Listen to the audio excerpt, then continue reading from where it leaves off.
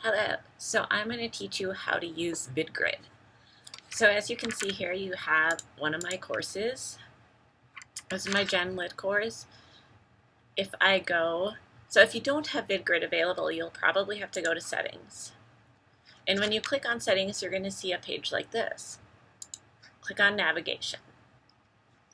If you scroll down, you will see two things. It will be called VidGrid Teacher and VidGrid Student down here. You need to make these active. So move VidGrid Teacher up here, move VidGrid Student up here, and you have to make sure to save changes. There'll be a save button at the bottom, which I don't think you can see, but there's a save button there. So I've saved those changes and I go back to home. Once back there, you should now see that active link. So there's two things I need to show you right now, if I can move this, which maybe I can't. But there's VidGrid Teacher, and below that there's VidGrid Student. Students cannot access VidGrid videos unless you share it somewhere in your Canvas page. So even if you make this video, you need to also know how to share it. So that's why I'm making this video, because it's a little confusing, I think, to just write instructions about. So now I have VidGrid Teacher. I can click on that and make a new video, just like I'm doing right now. You'll see a page like this, and you can see I have a lot of videos here. You can share these externally, which I found out this morning. So one thing you'll have to do is click on the record button. So you'll click on record, and I'm already recording a VidGrid, so I'm not going to show you that.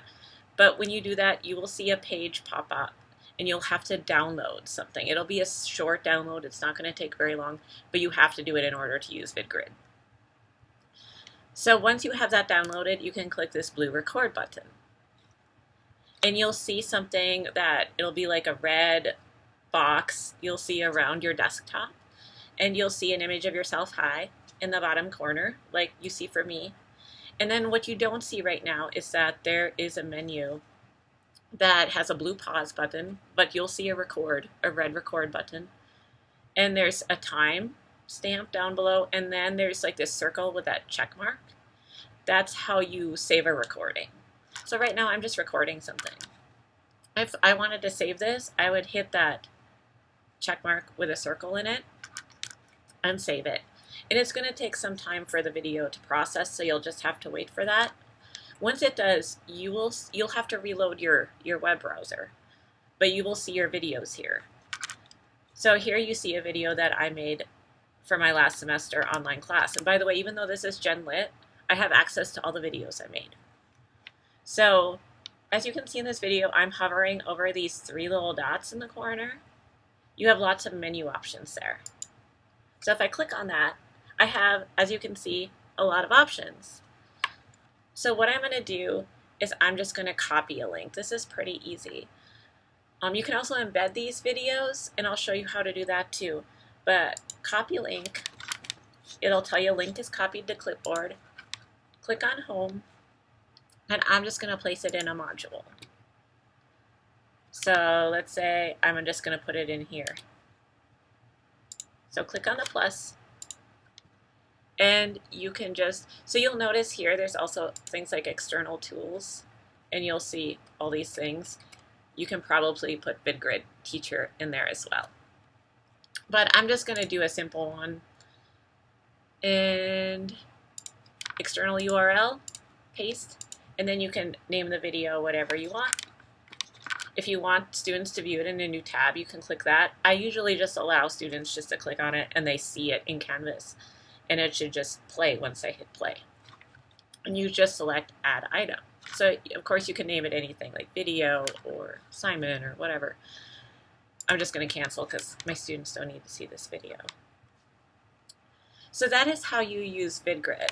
You can also embed VidGrid into like an announcement or a page. I'm just going to do an announcement because things are going to maybe happen quickly and we want students to see this information. So I'm just going to say, you know, let's say instructional video, something like that. That's the title. Put your cursor in there, and then you'll see this little thing for external tools. you'll see VidGrid embed. Click on that, and you're going to see all your videos pop up. As you can see, I usually make a video for all my online classes that just goes over the Canvas site in the syllabus, and that would be the first video they see. And I would select that, and you're going to see something like this. So I'll show you a preview, and then you will just select the blue little link there, and it'll insert it. And as you can see, there it is. And then after that, you can hit save at the bottom. I'm just going to cancel because they don't need to see that. Okay, so that's VidGrid. You do have to share VidGrid. Like I said, if students click on VidGrid Student, they just say you now have access to view videos, because students also have to download something. And it's pretty much the same plugin you download. You can see I also have access to Zoom. Zoom is a free resource. You only have to pay for it if you have 200 participants, which I don't think any of us do.